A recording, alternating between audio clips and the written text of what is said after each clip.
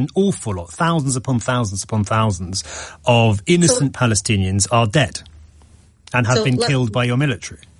But let me just say this. First of all, let us all remember that the numbers that are being put out there by Hamas, they're not exactly numbers that we can trust. Right? This is a terror organization. Shelley, come on. Nobody disputes it's thousands upon thousands of thousands. I didn't put a specific figure on it, but nobody in their right mind, including the IDF, by the way, disputes that we are talking about thousands upon thousands upon thousands of civilian dead.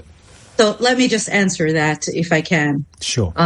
Listen, I served in the Israeli Air Force for 7 years. I was a captain in the Israeli Air Force, and I took part... Before we dive into the full story, comment where you're watching from, and don't forget to like and subscribe so you don't miss the next one. Now, buckle up, because what you're about to see is one of the most unhinged displays from an Israeli MP in a live interview. Instead of answering fair and direct questions, she completely derails, launches into rants, and does everything in her power to shut down the journalist. And here's the key part. The only reason she does this is because the questions cut too close to the truth. The moment accountability is on the table, she panics. Rather than engage, she steamrolls the conversation and refuses to let the journalist finish a single thought. This wasn't just a debate, it was a meltdown on full display. So let's break it all down, watch the exchange unfold, and then I'll give you my full take at the end. Let's talk about all that and a lot more with Shelley Tal-Meron, a Knesset member for the centrist Israeli Yesh Atid party, who leads the lobby for releasing the remaining hostages in the Gaza Strip. Shelley, great to have you with us here on LBC this afternoon. Let's just start with that incident and your response to it, if we could. It's another act of violence against the civilian population of Gaza. Well, first of all, thank you for having me. You know, the situation in Gaza is very complicated. It's been 648 days since this war started. We still have 50 hostages in Gaza, among them one woman. We'll speak about that shortly, I believe. When it comes to what's happening in Gaza, you know, we've been bringing tons and tons of humanitarian aid into the Gaza Strip. It's very complicated, the distribution of the humanitarian aid, since Hamas is very much embedded within the civil, the population within Gaza. And so sometimes when it comes to the distribution, there are lines where Hamas is among the civilians and things can happen. Now, I can tell you, you know, I'm a member of the opposition. I don't represent the Israeli government. Sure. But I can tell you that, you know, we just had a poll in Israel saying that over 82% of the Israeli people want to end this war and have our hostages back and have an agreement for a ceasefire. I want to end the war, not only a ceasefire. Sure, and we will talk a lot about hostages. So the Israeli public wants this war to end. I think it's in the best interest not only of the state of Israel, but also for the people of Gaza and the entire region. Given that, as you say, the majority of Israelis want this war to end, what's your view on why it's still ongoing and looks to have no sign of stopping anytime soon? Well, you know, it's also complicated. Of course, we have the prime minister and the cabinet making the decision when it comes to the ceasefire. Listen, you know, when it comes to Hamas is a terror organization, right? You know, doing negotiations with a terror organization is not exactly easy. No, it's not easy. But do you think your prime minister could have brought this conflict to an end a lot sooner than he has? Well, for me, I think that this war should have ended a long time ago, and I think that the agreement should have been brought earlier. I think we just had, you know, the war with Iran just recently.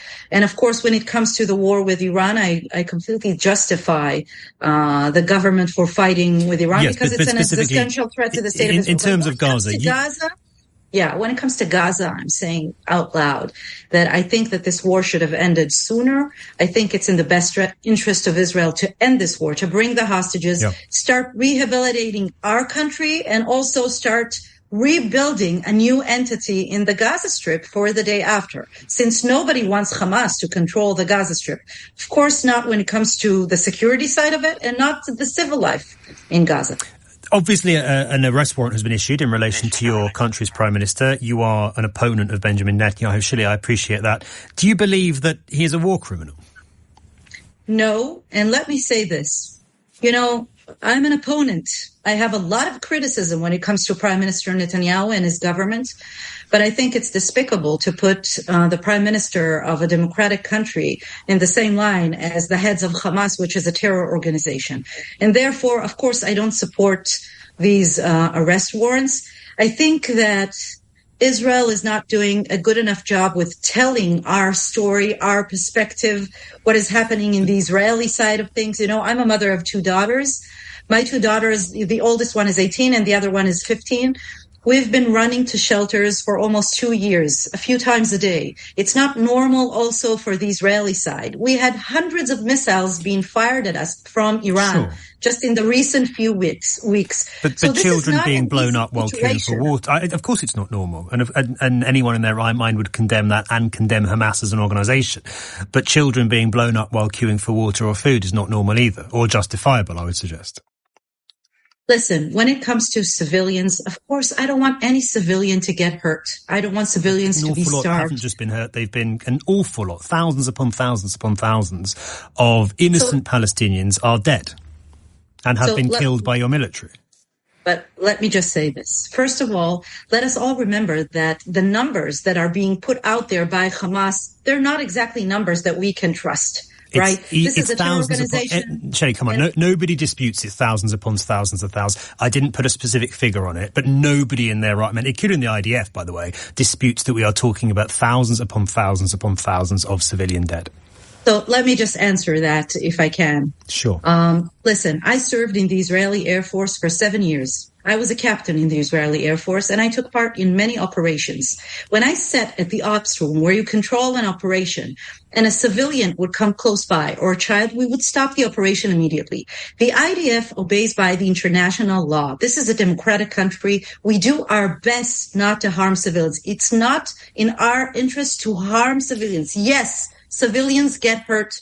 It's horrible. War is horrible and ugly. And I feel sorry for any civilian that gets hurt. If it's true but please remember that on October 7th, we were invaded by thousands of terrorists. Absolutely. And they butchered and raped and killed entire families. They took of course, Shelley. And again, people as hostages to the tunnels in Gaza. And we will talk about the hostages in just a moment. Hostages. We will talk about the hostages, I assure you, in just a couple of minutes' time. But just on the issue with Gaza, you say the IDF abides by international law. Why do so many international law experts across the world, therefore, why have so many of them come out and said not only have war crimes been committed, but they believe that Israel is conducting genocide in Gaza? Why have so many of them said that? I think that the word genocide, when it comes to the IDF, is completely unacceptable. This war was imposed on Israel. We did not want this war. And I've said earlier, I'm an opposition member and I support the end of this war. But that does not make our IDF soldiers criminals. Nobody intends to kill civilians. You know, our belief, our values, our liberal democratic values. We sanctify the living, not the dead. And that sets us apart from the jihadists, the fundamentalistic, and of course, exactly like the regime in Iran, which is a fanatic The regime. reports in Israeli newspaper Haaretz from Israel serving members of the IDF saying they had been ordered to kill civilians. Those reports are false. I believe they're completely false. You know, my daughter is a soldier. She was enlisted 4 months ago. I know my daughters. I know her morals. I know the way that she was taught. There is no way that our soldiers are deliberately trying to kill civilians. That is unacceptable in any way. And of course, if something that is not supposed to happen, it should be interrogated. We should check it out. Like any democratic country, we have a judicial system and we need to take care of that. But when it comes to our army, I completely believe that we do our best not to harm civilians. But yes, they do get hurt within this war since Hamas is embedded within the population. Don't forget that Hamas has missile launchers. I haven't forgotten it. I want to ask about the hostages because and kindergartens and homes. I want to ask you about the hostages because you are the leader of the lobby for releasing the remaining hostages. So here's the question that never gets answered. Why is it that whenever you sit down with someone defending Israel's actions in Gaza, they go out of their way to talk over you, to shut you down, and to block any attempt at getting a real point across? It's not just a bad habit, it's a strategy. Because the second they let the questions breathe, the truth becomes impossible to dodge, And deep down, they know it. Even Piers Morgan, and believe me, I'm no fan of his, admitted that Israel is losing this war in the court of public opinion. And you don't need to be a genius to see why. First, it's the way their representatives behave during interviews. Frantic, defensive, cutting people off instead of engaging. And second, it's the narrative spin they try to force-feed the audience. Take this interview with Shelley Tal-Meron as a perfect example. Instead of transparency, what we saw was panic. Instead of reasoned debate, we got steamrolling. And in doing so, she proved exactly why Israel's messaging is collapsing outside its borders. And here's the part that really exposes the game. The way these Israeli officials conduct themselves in interviews doesn't just raise suspicion. It flat out tells us, we know you're not being truthful. Now sure, this particular MP is technically part of the opposition to Netanyahu, but let's be honest here, that doesn't magically turn her into some neutral truth-teller. Opposition or not, she's still part of the Israeli political establishment, and at the end of the day, she's going to defend Israel's actions no matter how indefensible they appear. That's baked into the role. And when you actually break down her answers, a lot of what she says doesn't hold up.